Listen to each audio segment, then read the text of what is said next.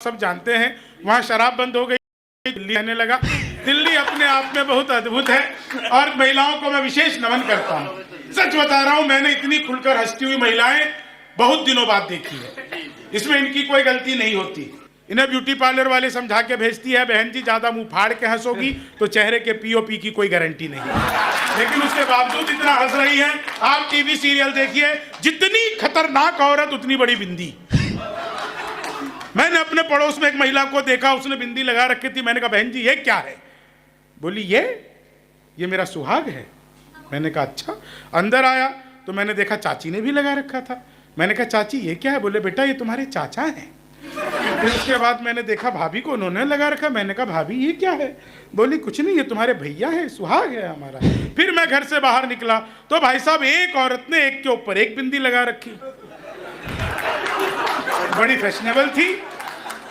मैंने कहा बहन जी ये क्या, एक साथ दो सुहाग? अच्छा एक का तो ऐसे टेढ़ी मेढ़ी बिंदी। मैंने कहा बड़ा टेढ़ा सुहाग है आपका। लेकिन सब महिलाएं ऐसी होती हैं, मैं सच में उन्हें बहुत आराम से। और आजकल एक चीज आपको बताऊं दिनेश जी भाई साहब, बेटा बहुत सारी महिलाएं घंटों तक मुझे घूर घूर कर देखती रहती। इसमें मेरा कोई उपक्रम नहीं है। वो घंटों तक मुझे घूर कर देखती रहती और सोचती रहती अपना वाला तो इससे ढंग का है। आप सोचो मैंने कितने परिवार एक साथ बचा रखे। तो अपना तो मामला बिल्कुल अद्भुत है। ये बढ़िया भैया, ये कितने को पहना होगे एक ही? ये तो ये भी भाई साहब कमाल है। कोरोना काल क्या अद्भुत बीता। जहां जाओ वहीं सैनिटाइजर। मैं मंदिर गया वहां भी सैनिटाइजर। मैंने चंद्रामृत समझकर चाट लिया। एल्कोहल का टेस्ट आया। मैंने कहा 2-4 बार और दो। बोला भैया बिहारी हो क्या? मैंने कहा तुम्हें कैसे पता? बोले नहीं तुम्हारे यहाँ बंद हो गई ना, लोग इसी से काम चला रहे हैं। तो अपन उसी से भी काम चला लेते थे। लेकिन मफतलाल जी अपना नया चुन्नी लेकर के आए। आओ मफतलाल जी, जय हो आपकी। जय हो, धन्यवाद। बिल्कुल नया सा लग रहा, किसी का भी समझ का बच्चा हुआ। बढ़िया आदमी है साहब। मैं जी भाई साहब 4 लाइन सुनिएगा। आप लोग कितना आनंद ले रहे हैं। आप लोग को याद है ना मोदी जी आए थे 8 नवंबर को। भाई और बहनों आज रात 12 बजे के बाद 1000 और 500 के पुराने नोट लीगल टेंडर नहीं रहेंगे। इतना सुनते ही पति बड़ा खुश। उसे आज भी उम्मीद है मोदी जी किस दिन रात को 8 बजे आएंगे। मित्रों आज रात 12 बजे के बाद आपकी पुरानी शादियां लीगल टेंडर नहीं रहेंगी। कितने खुश हो गए भोले भाले पुरुष। और भाई साहब सामने से तो माला पहन के बैठे हैं। इतना खुश मैंने आपको अब पहली बार देखा। लेकिन एक निवेदन करूंगा, ये मत भूलना वो मोदी जी हैं। 1000 रुपए का लेके 2000 का लौटाया था। आप 40 साल की जमा करवाने जाओ, 80 साल की थमा देंगे। बीबी लेके जाओगे, दादी लेके लौटोगे। तो अपना तो देश ही अद्भुत है साहब। मैं आपको बिहार का रहने वाला हूं। बिहार में आपको पता सरकार जो है ना हर 2.5 साल में अलटती पलटती रहती है। हमारे नीतीश बाबू जो हैं वो पलटते रहते हैं। तो उनका एक ये मानसिकता हो गई है। मैंने उस मानसिकता पर 4 लाइनें लिखी। बहुत लोग प्रेम से सुनते हैं, आपको भी मजा आ जाएगा साहब। ये पलटू राम हम उनको कहते हैं, आप सब जानते ही हैं। इस पर सुनिएगा 4 लाइनें कि 19 थी तुम हमने चाह 20 की तरह। 19 थी तुम हमने चाह 20 की तरह, पर दिल में चुभने लग गई हो 30 की तरह। वादा था 7 फेरे और 3 बच्चों का, मंडप पे तुम पलट गई नीति। मंडप पे तुम पलट गई, चीनी को जमा करके फिर से गन्ना बना दूं। मैं तो अद्भुती कवि हूं। पहला शेर सुनो। मैं तो अद्भुती कवि हूं। क्लास में अध्यापक है, बोले कौन बेवकूफ पे खड़ा हो जाए, तो मैं ही खड़ा हो गया। बोले तुम बेवकूफ हो। मैंने कहा नहीं सर, आप अकेले खड़े अच्छे नहीं लगते। चीनी को जमा करके फिर संस्कृत के अध्यापक आ गए, बोले तमसो माँ ज्योतिर्गमय, इसका हिंदी में अनुवाद करो। मैंने किया, माँ तू सो जा, मैं ज्योति के पास जा रहा हूँ। चीनी को जमा करके संस्कृत वाले गए तो हिंदी के आ गए, बोले राहुल गांधी देश के प्रधानमंत्री बनेंगे, इसमें कौन सा अलंकार है? मैंने कहा असंभव अलंकार है। चीनी को मोदी जी गए थे, नासा वैज्ञानिकों ने 2 मिसाइलें पकड़ा दी। मोदी जी ने पूछा इन मिसाइलों का मैं क्या करूंगा? वैज्ञानिक बोले सर आपको तो आदत है, फेंक देना। चीनी को जमा करके हिंदी वाले फिर आ गए, बोले आमंत्रण और निमंत्रण में फर्क बताओ। मैंने कहा जो निमंत्रण नीम के पेड़ के नीचे से दिया जाता है उसे निमंत्रण कहते हैं, जो आम के पेड़ के नीचे से दिया जाता है उसे आमंत्रण कहते हैं। चीनी को जमा हिंदी वाले गए ही नहीं, बोले लड़की में बड़ी की मात्रा आएगी कि छोटी की? मैंने कहा पहले लड़की दिखाओ। लड़की बड़ी हुई तो बड़ी की, छोटी हुई तो भी बड़ी की, अपन को तो लड़की देखने से मतलब। चीनी को जमा करके फिर से चीनी को, भाई साहब ये इस पे तो आपको मजा आ जाएगा। हिंदी वाले ने फिर पूछ लिया, बोले माल्यार्पण किसे कहते हैं? मैंने कहा जब सरकार हमारी सारी संपत्ति इकट्ठा करके माल्या को अर्पित कर दे तो उसे माल्यार्पण कहते हैं। चीनी को जमा करके फिर से गणित वाले आ गए, बोले मैंने तुम्हारे पिताजी को 2000 रुपए 6% ब्याज पर 10 दिन के लिए दे, तो 10 दिन बाद कितना लौटाएंगे? मैंने कहा वो नहीं लौटाएंगे। बोले क्यों, तुम्हारे पिताजी गणित नहीं जानते? मैंने कहा जी आप मेरे पिताजी को नहीं जानते, आज तक एक का नहीं लौटाया। चीनी को गणित वाले ने फिर पूछ लिया, बोले दशमलव किसे कहते हैं? मैंने कहा जब लगातार 10वीं बार लब हो जाए तो उसे दशमलव कहते हैं। चीनी को जमा गणित वाले ने फिर पूछ लिया, बोले x की वैल्यू बताओ। मैंने कहा जो हमें छोड़कर चली गई, हमारी नजरों में उसकी कोई वैल्यू नहीं है। चीनी को जमा करके, बनवारी लाल जी आपको तो x की वैल्यू पता होगी, आपको तो डबल x की भी पता हो सकती है।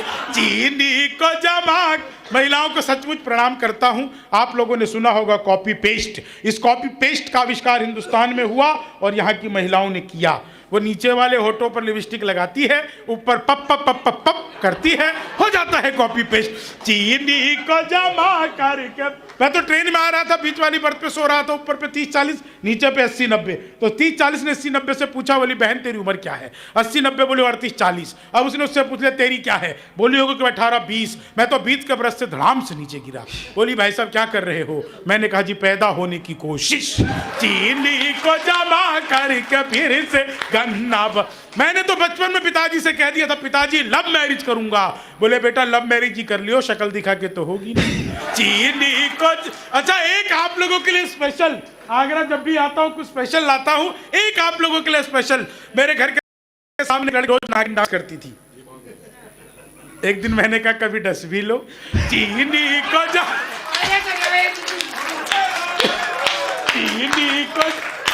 चीनी को जमा करके, खाली नाचती रहती डसती नहीं।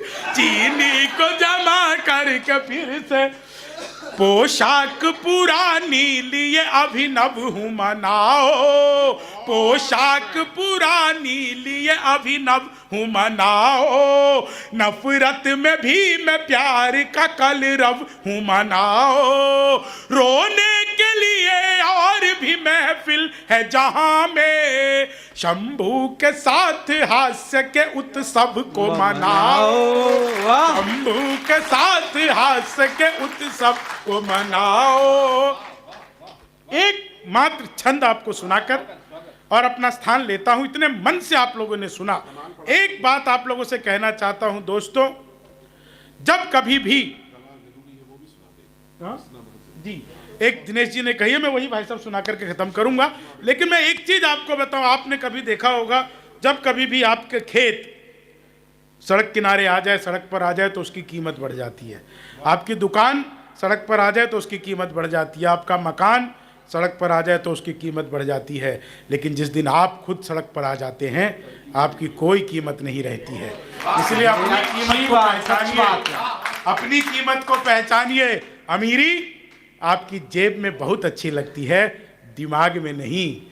फकीरी आपके दिमाग में बहुत अच्छी लगती है, जेब में नहीं। इसलिए अपने आप को जोड़िए।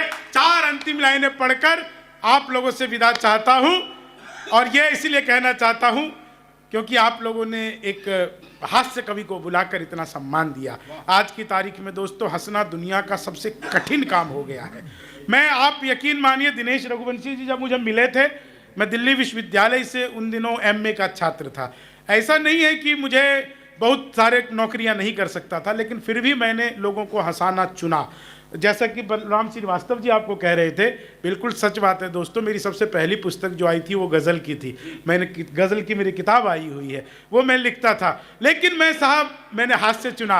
और हास्य मैंने क्यों चुना, ये 4 लाइनें सुना करके। इससे पहले एक छोटा सा याद आ गया कि अपने जख्मों को भी आईना बनाया हमने।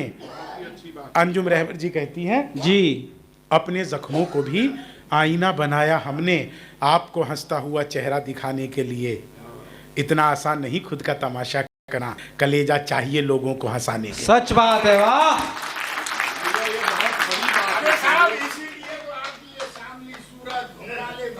बस इससे आगे मत बढ़ना। मैंने खाली बाल बड़े किए हैं, बाकी सारी व्यवस्था वैसे ही है। इससे आगे मत बढ़ना। 4 लाइन सुनना। आपको क्या लगा मैं प्रवचन देने लग गया तो तीर कमान भूल गया? बाबा जी आप भी कैसी बात करते हो। 4 लाइन सुनना आपकी कि मित्र मिले हम 4 एक बोला सुन यार। यहाँ पे बहुत सारा यूथ बैठा हुआ है दोस्तों। एक बार ना आप लोग हल्का सा एक बार आप लोग मेरी तरफ देखिएगा। मैं आपको बस ये बताना चाह रहा हूँ, आप अगर देखेंगे ना तो आपको लगेगा कि बिल्कुल सामान्य कद काठी का जो आपको कहीं भी राह चलते हुए इस तरह के व्यक्ति दिख जाएंगे। बस मुझ में एक ही चीज़ खास है कि मुझे अपने आप पर विश्वास है, इसलिए मेरे सामने जितने लोग हैं ना, मेरे कहने पर तालियां बजाते हो, हंसते हो, गाते हो।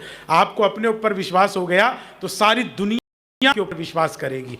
अपने रूप रंग कद काठी पर मत जाइए, अपने विश्वास पर जाइए, अपने हौसले पर जाइए कि मित्र मिले हम 4 एक बोला सुन यार, जोश के बिना तो ये जवानी सुनी सुनी है। दूजा बोला जोश से ही काम चलता नहीं है, हौसला जो ना हो तो रवानी सुनी सुनी है। तीजा बोला मैं तो बस एक बात मानता हूँ, प्यार के बिना सभी कहानी सुनी सुनी है। मैंने कहा प्यार जोश हौसला सही है, पर हंसी ना हो तो ये जिंदगानी सुनी है।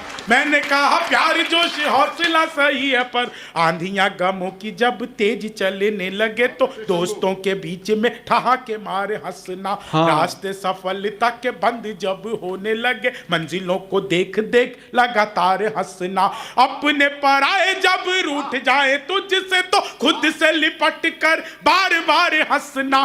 बात मेरी एक गांठ बांध रख ले तू प्यारे, सैकड़ों दुखों की दवा एक बार हंसना। बात मेरी एक गांठ बांध रख ले तू प्यारे। कहाँ चल दिए बाबा, ये जाने